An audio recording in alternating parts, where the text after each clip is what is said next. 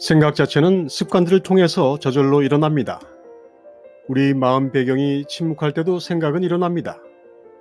감정이 평온할 때도 생각은 일어납니다. 생각은 마치 내레이션을 읊는 아나운서처럼 그저 편의를 제공해주는 설명 기능처럼 느껴질 때도 있습니다.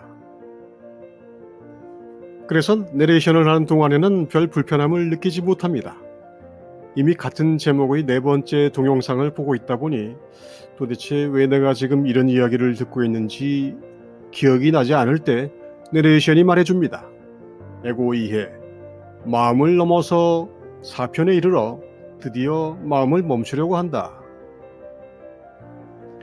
재미있는 사실이지만 우리가 이렇게 내레이션을 듣고 있는 것은 그것이 굉장히 안전하고 편안하다고 느끼기 때문입니다. 불편한 상황에서 무언가를 해설해 주는 것은 물론이고 평온한 상황에서도 누군가 말을 보태주는 것을 즐겁게 받아들일 정도로 우리는 에고, 생각에 익숙합니다. 호킨스는 말합니다. 마음을 놓아버리는 방향으로 나아갈 때 우리는 마음이 이야기들과 장황한 줄거리들을 지어내고 있다는 사실을 가장 먼저 간파하게 된다.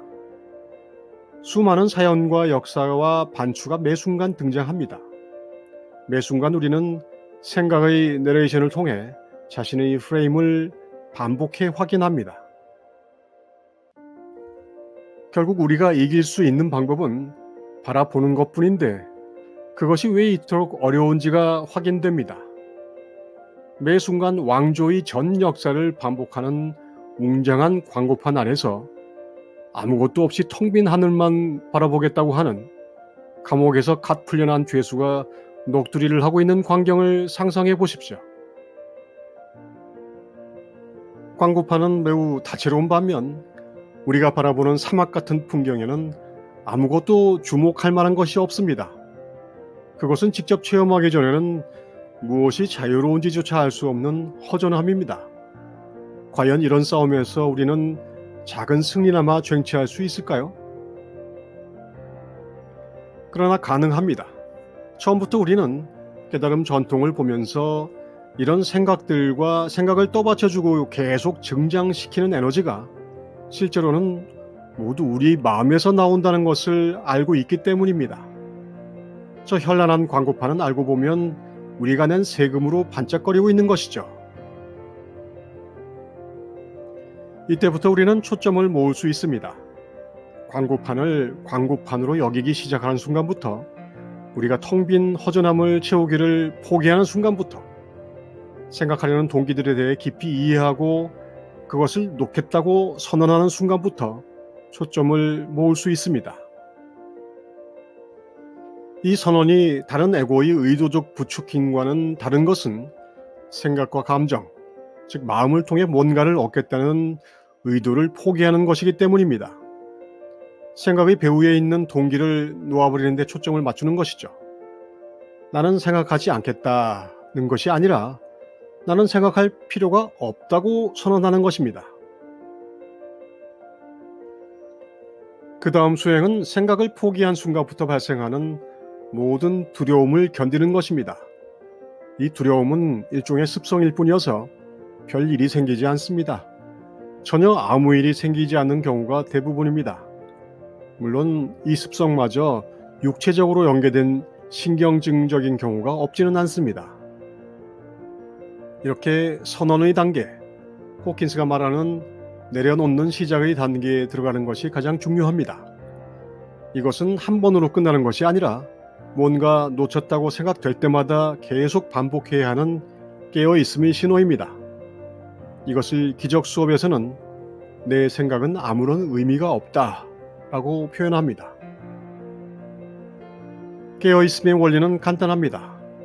우리가 보고 듣고 느끼는 모든 것은 생각일 뿐입니다. 생각에 대한 모든 판단과 해석과 평가도 당연히 생각일 뿐입니다. 이것을 아는 것은 크게 어려움이 없습니다. 그렇게 살아오지 못한 우리의 습관과 이별하는 것이 어려울 뿐입니다. 그리고 그 이별의 원리는 굉장히 실천하기 어렵지만 굉장히 간단합니다. 수십 년을 함께 잘 살아온 친구가 있다고 하죠. 사연이 어쨌든 헤어져야 합니다. 이게 쉬울까요? 쉽다고 하는 것이 아닙니다. 당신은 정말 헤어져야 한다고 말하는 것인가요? 이 물음에 대한 답이 정답입니다. 앞서 말했듯 생각의 모체는 좋아하고 싫어하는 분별의 에너지입니다. 그래서 그 모체는 특정한 생각이 형성되기 바로 직전의 찰나에서 포착할 수 있습니다. 그래서 우리가 의도를 포기하면 생각은 멈춥니다. 급격한 위험이나 견디기 어려운 충격에 생각이 멎는 것이 그 원리입니다. 우리는 멀쩡한 상태에서 그런 위력을 가하려고 하는 것이죠. 실제로 그런 충격을 받을 정도로 간절하다면 문제는 쉽겠지만 이런 의도는 겹겹의 층을 뚫고 들어가기가 어렵고 그래서 우리들 대부분의 수행은 한 번의 대폭발이 아니라 점증적인 침투가 됩니다. 모든 생각들은 실체가 없습니다. 그 어떤 본질적인 실상이나 가치도 없습니다. 허망하다는 말이 아까울 정도입니다. 그럼에도 우리는 그것을 내 것으로 여기고 존중하고 유지하며 그것이 나를 지배하는 것을 흔쾌히 용인합니다. 죄다 그렇게 살기 때문에 크게 이상하지도 않죠. 하지만 통 속에서 나와 기든 걷든 이 지점, 생각을 하나의 형상으로 인식하는 지점에 이르면 우리는 결국 생각을 존중해야 한다는 믿음이 전혀 사실이 아니고 어마어마한 과장이며 완전한 오해에서 비롯된 한마디로 말이 되지 않는 상황이라는 것을 깨닫게 됩니다. 그리고 그것을 제자리로 돌려놓기 위해 많은 노력을 합니다. 방법을 찾고 수행을 하죠. 마음을 완전히 리셋하는 경우도 많습니다. 겸손과 내맡김, 용기와 결의, 전에 볼 수 없었던 내 마음의 특징들을 모두 끄집어내 전환점을 만들고자 합니다. 사회에 걸친 에고 이해, 마음을 넘어서라는 주제 이야기는 바로 이 상황에 초점을 맞췄습니다. 나오기는 나왔는데 뭔가 제대로 되지는 않고 갈 길은 멀고 험해 보입니다. 어떻게 해야 하나? 무엇을 해야 하나? 이제 전체 과정을 간략히 정리해보죠. 우리가 마음 공부라고 부르는 지혜 수행은 마음을 벗어나 마음과 마음의 배경을 이루는 실제를 보라는 지침입니다. 그러기 위해서는 우선 마음이라는 통 속에 빠져있는 자신을 바로 봐야 합니다. 스스로 볼 수 없기에 통 바깥에서 부르는 소리를 들었다면 나와야 합니다.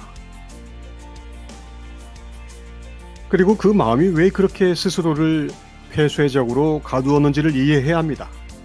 마음은 에고이며 에고는 생존과 작동을 위해 생각과 감정을 실제와 상관없이 생산하고 유지합니다.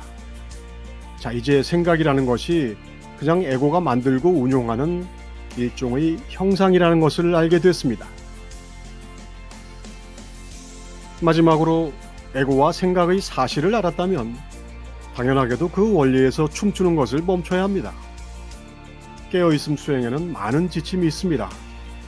하지만 그 핵심은 생각은 사실이 아니다 라는 것과 알았으면 그만두라입니다. 모든 단계에서 공통의 지침입니다. 돌아서세요. 그뿐입니다.